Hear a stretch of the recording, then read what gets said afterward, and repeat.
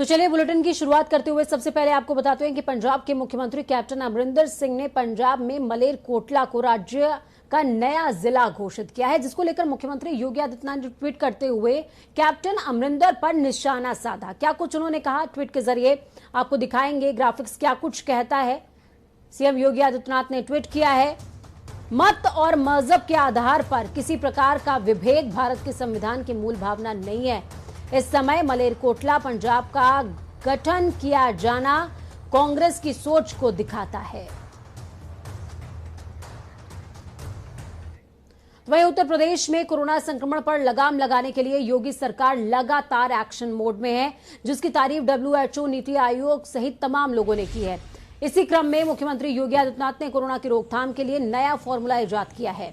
CM योगी के निर्देश के बाद एक चेतक टीम गठित की जाएगी। ये चेतक टीम मरीजों को तत्काल दवाइयां उपलब्ध कराने वाली है। इसके अलावा टेस्टिंग के लिए स्टैटिक टीमों का गठन किया गया है। ग्रामीण क्षेत्रों में टेस्टिंग होगी, ट्रैकिंग होगी। इलाज के लिए बनी चेतक टीमें घर घर पहुंचेंगी, मरीजों से संपर्क करेंगी, उन्हें जागरूक भी करेंगी, उन्हें दवा भी देंगी।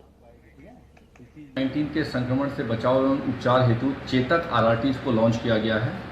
ये चेतक आरआरटीज पे हमारे जो आरआरटी की टीम्स हैं ये मोटरसाइकिलों पर रहेंगी और ये प्रत्येक सीएचसी में न्यूनतम 2-2 चेतक आरटी और आवश्यकता के अनुरूप ज़्यादा संख्या में चेतक आरआरटीज मोबाइल रहेंगे। ये ग्रामीण क्षेत्रों में हर गली मोहल्ले तक, हर घर तक पहुँचेंगे। इसी प्रकार से शहरी क्षेत्रों में भी जो मोहल्ले हैं, जो कॉलोनीज़ हैं, प्रत्येक घर तक ये पहुँचेंगी और साथ ही साथ वहाँ सर्विलांस की एक्टिविटी सुनिश्चित करेंगी। जो भी व्यक्ति लक्षणात्मक लगता है उनकी तत्काल वहीं पर प्रोटोकॉल के अनुरूप टेस्टिंग सुनिश्चित की जाएगी और इनके पास निःशुल्क सरकारी दवा की किट भी रहेगी। WHO और नीति आयोग की प्रशंसा से उत्साहित मुख्यमंत्री योगी आदित्यनाथ नई योजना पर काम कर रहे हैं। मुख्यमंत्री योगी ने उत्तर प्रदेश के सभी जनपदों को चेतक टीमें बनाकर सुदूर गांवों में होम आइसोलेशन में इलाज करा रहे लोगों तक स्वास्थ्य विभाग की मदद पहुंचाने के आदेश दिए हैं। अभी तक सुदूर गांवों में स्वास्थ्य विभाग की मदद नहीं पहुंच रही थी और अब इस चेतक टीम के बाइक पर छोटी डिस्पेंसरी से गांवों तक इलाज पहुंचेगा। मुख्यमंत्री योगी आदित्यनाथ कह चुके हैं कि उत्तर प्रदेश के लोगों को कोरोना से बचाया जाएगा। इस पर अब उत्तर प्रदेश के स्वास्थ्य विभाग और सरकार बृहद रूप से काम कर रहे हैं। वीडियो जर्नलिस्ट आशीष के साथ संजीव कपासिया, जनता टीवी, लखनऊ। तो वहीं दिल्ली से सटे गौतम बुद्ध नगर जिले में मुख्यमंत्री योगी आदित्यनाथ के आकस्मिक दौरे को लेकर अधिकारियों को लखनऊ से सूचना मिल गई है।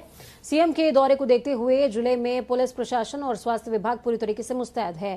प्रदेश में चल रहे मुख्यमंत्री के आकस्मिक दौरे के बाद कार्यालय छोड़कर अधिकारियों ने गांवों का रुख करना शुरू कर दिया है। पूरा फोकस जिले में कोरोना संक्रमण से बदहाल हुई स्थितियों को संभालने में है। आपको बता दें कि कल सीएम का 3 जगहों का प्रस्तावित दौरा है, जिसमें गाजियाबाद, मेरठ सहित 3 जिले शामिल किए गए हैं और नोएडा में भी सीएम का दौरा होगा। अनिल के अंकुर हमारे साथ जुड़ चुके हैं,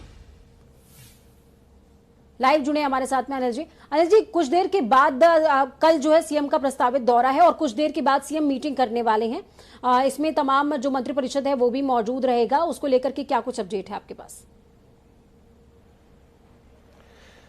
देखिए पूजा, सबसे बड़ी बात यह है कि मैं बता दूं कि जो सीएम का दौरा है वो बहुत ही महत्वपूर्ण इसलिए माना जा रहा है कि कुछ चार जिले ऐसे हैं, गाजियाबाद, गौतम बुद्ध नगर जिसे नोएडा कहते हैं, और बरेली और अलीगढ़, ये ऐसे 4 जिले हैं जहां पे प्रधानमंत्री कल जो है उनसे वहां के जिलाधिकारियों से बात करेंगे। शायद 18 तारीख या 19 तारीख में हो सकती है, क्योंकि डेट उसकी फाइनल नहीं हुई है।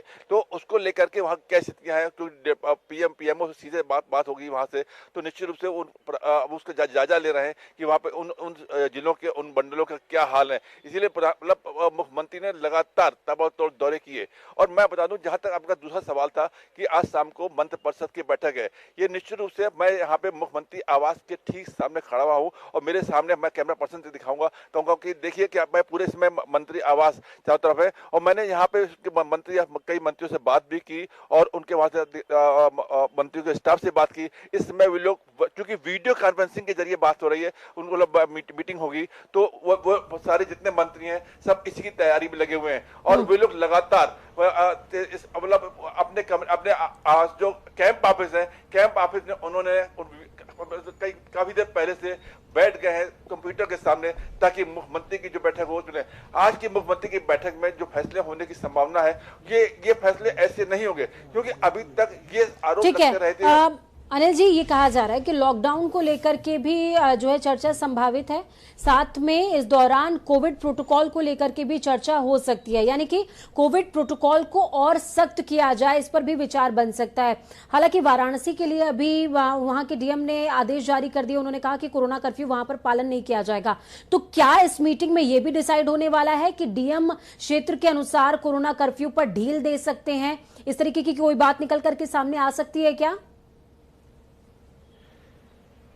देखिए, मैं आपको बता दूं, आपने बहुत अहम सवाल पूछा है कि पिछले दिनों उत्तर प्रदेश में अभी शराब की छूट देने का सबसे पहला आदेश बनारस से आया था। बनारस वो जिला है जो सीधे प्रधानमंत्री का संसदीय क्षेत्र है और वो पीएमओ के सेक्रेटरी रहे अरविंद शर्मा, जो अभी हाल में एमएलसी बनाए गए, वो उसकी बारी निगरानी कर रहे हैं। पूर्वांचल आजकल वो देख रहे हैं, तो वहां पे सबसे पहले आदेश आया। बाद में उसके दूसरे दिन अन्य जिलों में भी डीएम के द्वारा ये आदेश जारी किया गया। तो निश्चित रूप से अगर ऐसा आदेश बनारस ने किया है तो निश्चित रूप से उसको धीमे से जारी किया जाएगा। इसमें सहमति मंत्री परिषद की आज होने वाली बैठक में ली जाएगी कि कोविड के कौन कौन से फार्मूले अपनाए जाए, कहां क्या क्या छूट दी जाए और कहां पे आगे कर्फ्यू बढ़ाया जाए, कर्फ्यू कहां न बढ़ाया जाए। इसको लेकर तरह तरह की चर्चाएं थी कि 24 मई तक बढ़ाए जाने की चर्चा थी। कुछ इवनिंग समाचार पत्रों ने इसे प्रकाशित भी कर दिया था, सोशल मीडिया में चल रहा था। लेकिन अभी थोड़ी देर बाद मुख्यमंत्री के यहाँ होने वाली बैठक में ये तब क्लियर हो जाएगा, क्योंकि सारे मंत्री सारी तैयारी में है। जनता जो उनसे शिकायतें करती हैं, उन शिकायतों को लेकर के मुख्यमंत्री संजीदा है और उन मंत्रियों से पूछेंगे भी आखिर क्या बात है, क्या क्या दिक्कतें आ रही हैं, इनको कैसे रिमूव किया जाए। क्योंकि लंबे समय से चल रहे लॉकडाउन से तमाम लोगों के सामने रोजी रोटी का संकट भी खड़ा हो गया है, उसको संदर्भ में बात होगी। बिल्कुल, और रोटी का संकट है, ब्लैक फंगस की एंट्री सूबे के अंदर हो चुकी है, तैरती लाशें मुसीबत बनी हुई हैं, चित्रकूट के अंदर महकमे की जो फजीहत हुई है वो एक अलग विषय रह गया। उसके अलावा कर्फ्यू, लॉकडाउन, बहुत सारे ऐसे विषय हैं आज अनिल जी जिस पर चर्चा संभावित भी है और जरूरी भी है। चलिए, बहुत बहुत शुक्रिया हमारे साथ जुड़ने के लिए, अहम जानकारी साझा करने के लिए। खबरों में आगे बढ़ते हुए आपको बताएं, चित्रकूट का जिक्र किया था। चित्रकूट के जिला कारागार में शुक्रवार सुबह गैंगवॉर के दौरान हत्याकांड में उत्तर प्रदेश सरकार ने बड़ी कार्रवाई करी है, निलंबन हुए हैं। जी हां, सीएम योगी के निर्देश पर जेलर और जेल अधीक्षक सहित 5 लोगों का निलंबन कर दिया गया है। लेकिन सबसे बड़ी बात क्या है, रिपोर्ट जो मांगी गई थी सीएम की तरफ से 6 घंटे के अंदर रिपोर्ट तलब की गई थी और इस रिपोर्ट में कई सारे बैकलॉग्स हैं जो निकल करके अब सामने आ रहे हैं। जैसा कि चित्रकूट जेल के अंदर अंशु की जेल के सामने जो कैमरा था, सीसीटीवी कैमरा, बताया जा रहा है कि वो कैमरा कई दिनों से खराब पड़ा हुआ था और सिर्फ वही कैमरा नहीं, उसके साथ में कई और कैमरे भी थे जो खराब पड़े हुए थे। साथ में असलहा कैसे पहुंचा, ये सवाल जस का तस बना हुआ है। उसके अलावा इस समय जो आप तस्वीर अपनी टीवी स्क्रीन पर देख पा रहे हैं, ये तस्वीर गाजीपुर की है। गाजीपुर में गैंगस्टर अंशुल दीक्षित की गोलियों से छलनी हुआ महराज का अंतिम संस्कार हुआ है। मोहन गांव की ये तस्वीरें। पिस्टल के बारे में कोई जानकारी? पिस्टल के बारे में जानकारी, कौन सी पिस्टल क्या थी? सर, कोई सस्पेंशन अभी तक किया गया? रिपोर्ट क्या भेजी गई? जब जानकारी ही नहीं कि पिस्टल कौन सी थी तो रिपोर्ट क्या भेजी गई? कमिश्नर साहब ने कहा कि हम जांच करके रिपोर्ट भेज दिए हैं। हाँ, तो क्या कमिश्नर साहब ही बता पाएंगे ना। सर, जेल में आप भी शामिल है ना?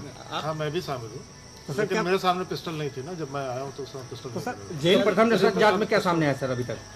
प्रथम दृष्टया जांच आप कमिश्नर साहब से पूछिए ना, मैं अभी इसको डिस्क्लोज नहीं कर सकता। तो आपने सुना, ये बाइट थोड़ी सी पुरानी है, यानी कि कल शाम की, लेकिन सुनाना इसलिए भी बेहद जरूरी था कि आप समझ पाएं कि जब अधिकारी को ही पता नहीं कि जांच रिपोर्ट में भेजा गया कि क्या गया है, तो सोचिए कि जांच हुई क्या है। अभी तक इस बात का खुलासा नहीं हो पाया है कि अंशु के पास आखिरकार हथियार आया कैसे। दूसरी तरफ चित्रकूट में ये जो कांड हुआ है, जेल कांड, इसके बाद थर्राया कौन हुआ है?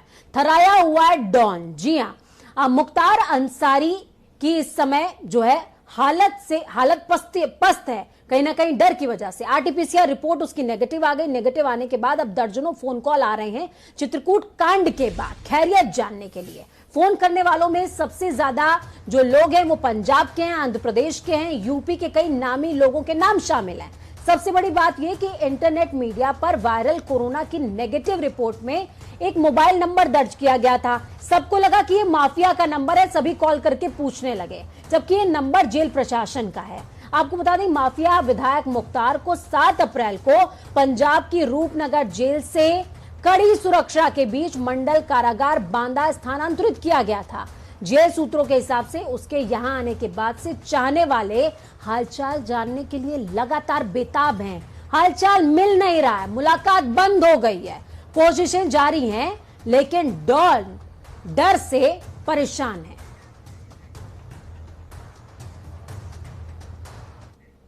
तो वहीं दूसरी तरफ प्रशासन के आंकड़े भले ही कोरोना संक्रमण से कम मौतें होने का दावा करते हो, लेकिन गंगा पर तैरता खौफ कुछ और ही कहानी बयां कर रहा है। यहां सैकड़ों की संख्या में रेत में शव दफन है। उन्नाव के शुक्लागंज घाट के बाद अब बारी कन्नौज की। कन्नौज में भी ऐसी ही तस्वीरें सामने आई हैं। उस पार रेत के सैकड़ों टीले बने हुए हैं। ये टीले बहुत छोटे छोटे हैं, जो इस बात की तस्दीक कराएंगे कि ये असल में टीले नहीं, ये कब्र है। वो कब्र जिसके अंदर लाशें हैं। अब लाशें कोरोना संक्रमितों की हैं या सामान्य, लेकिन ये मंजर जरूर डराता है। स्थानीय लोगों का साफ तौर पर कहना है कि कई लोग यहां पर आते हैं, रेत में शवों को दफन करके चले जाते हैं, किसी का कोई ब्यौरा नहीं है। अब सोचिए कैसे ये गंगा का किनारा, जो कभी शायद सूर्य का अर्घ देने के लिए इस्तेमाल होता हो, आज कब्रगाह बना हुआ है। वहीं सूबे के कई जिलों में गंगा नदी में लाशें मिलने का सिलसिला थम नहीं रहा है। गंगा में अभी भी लोगों की लाशें तैरती हुई मिल जाया करती हैं। इसी क्रम में यूपी के कानपुर में अधिकारियों ने गंगा घाट का जायजा लिया। जायजा लेने के दौरान अधिकारियों ने लोगों से शवों को दफनाने और प्रवाहित न करने की अपील की है। आपको बता दें कि लोगों की ज्यादा संख्या में मौत होने से लोग शवों को गंगा किनारे दफना रहे हैं, जिसको लेकर सीएम योगी ने लोगों से शवों को दफनाने नहीं जलाने की अपील की है। राष्ट्रीय मानवाधिकार आयोग के नोटिस के बाद उत्तर प्रदेश सरकार ने सूबे में नदी किनारे उतराते शवों को लेकर अंतिम संस्कार कराने के लिए कई सख्त कदम उठाने के निर्देश दिए हैं। सीएम योगी आदित्यनाथ ने गृह विभाग को एसडीआरएफ और पीएसी की जल पुलिस वाहिनियों को अलर्ट मोड पर कर दिया है, ताकि गंगा किनारे लगातार नजर रखी जा सके। एक कंपनी मुस्तैद की गई है, जबकि कई जिलों में पहले से ही जल पुलिस तैनात है। एडीजी के अनुसार गोरखपुर, वाराणसी, गाजीपुर, उन्नाव, कानपुर, हमीरपुर में एक कंपनी एसडीआरएफ की तैनात कर दी गई है। तो वहीं तैरती लाशों का आरोप प्रत्यारोप का ट्वीट का सिलसिला खत्म नहीं हो रहा है। पूर्व आईएएस सूर्य प्रताप सिंह पर मुकदमा दर्ज हो गया। ये मुकदमा गंगा में तैरती लाशों को लेकर किए गए ट्वीट पर दर्ज हुआ है। सूर्य प्रताप सिंह के ट्वीट पर उन्नाव पुलिस ने कहा कि यह ट्वीट भ्रामक है।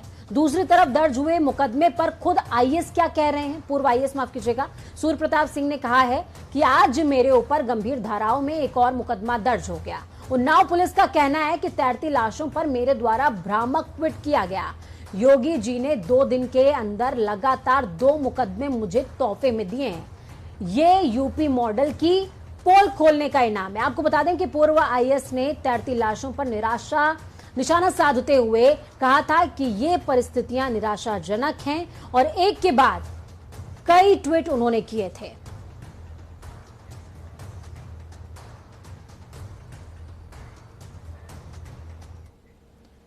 उत्तर प्रदेश के हाथरस में यूपी के पूर्व ऊर्जा मंत्री रामवीर उपाध्याय की पत्नी सीमा उपाध्याय भारतीय जनता पार्टी में शामिल हो गई हैं।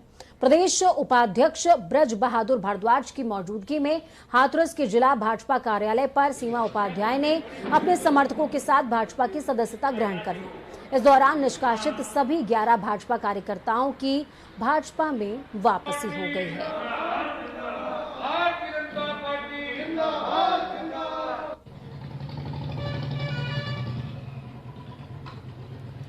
तो तो पूर्व ऊर्जा मंत्री की पत्नी भाजपा में शामिल हो गई है और उनके साथ कई पहले ऐसे बागी जो पार्टी से बाहर थे वो उनकी घर वापसी हुई है।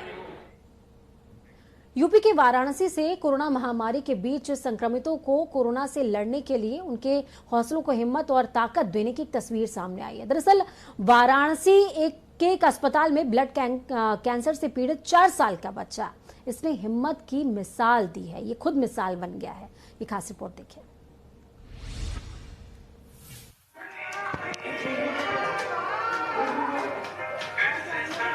देश भर में कोरोना संक्रमण से हाहाकार मचा हुआ है। चारों तरफ अफरा तफरी और परेशानी है। किसी को ऑक्सीजन नहीं मिल रही है तो किसी को बेड, हर तरफ सिर्फ निराशा। लेकिन इसी बीच यूपी के वाराणसी से एक ऐसा वीडियो सामने आया जो आपके हिम्मत और हौसले को मजबूत करेगा और पैदा करेगा एक बार फिर से जीने का जज्बा।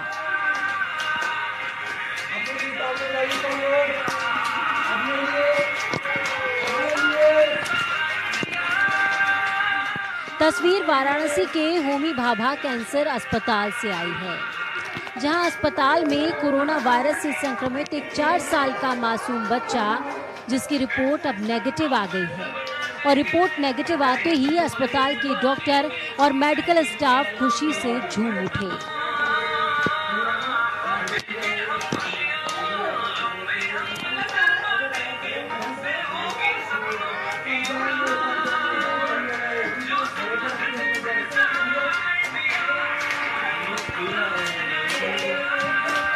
सभी ने बच्चे के साथ मिलकर नाचते गाते हुए खुशियां सेलिब्रेट की। वीडियो में बच्चे को डांस करते देख वार्ड में एडमिट अन्य कोविड मरीजों के भी हौसलों में पंख लग गए और सभी ताली बजाने लगे।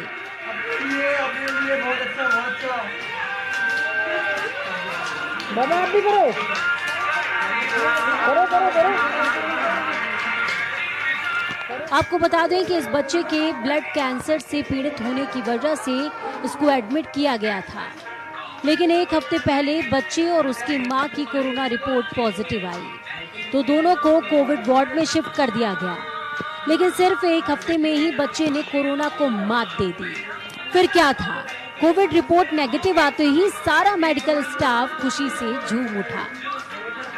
बच्चे की ये तस्वीर हमारे हौसले को मजबूत करती है और हमें सिखाती है कि बिना हार माने हमें लड़ते रहना चाहिए।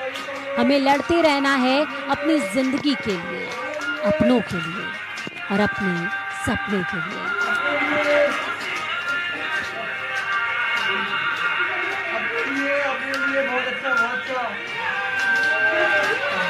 ब्यूरो रिपोर्ट, जनता टीवी। करो करो करो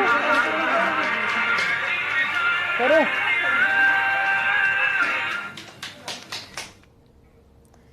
तो निराशा के इस दौर में आशा की किरण जरूर है और वो किरण आपके अंदर ही है। और निगेटिविटी के इस दौर में अपने अंदर पॉजिटिविटी बनाए रहिए, आपकी कोरोना रिपोर्ट पॉजिटिव नहीं आएगी। वक्त यहाँ पर छोटे से ब्रेक का।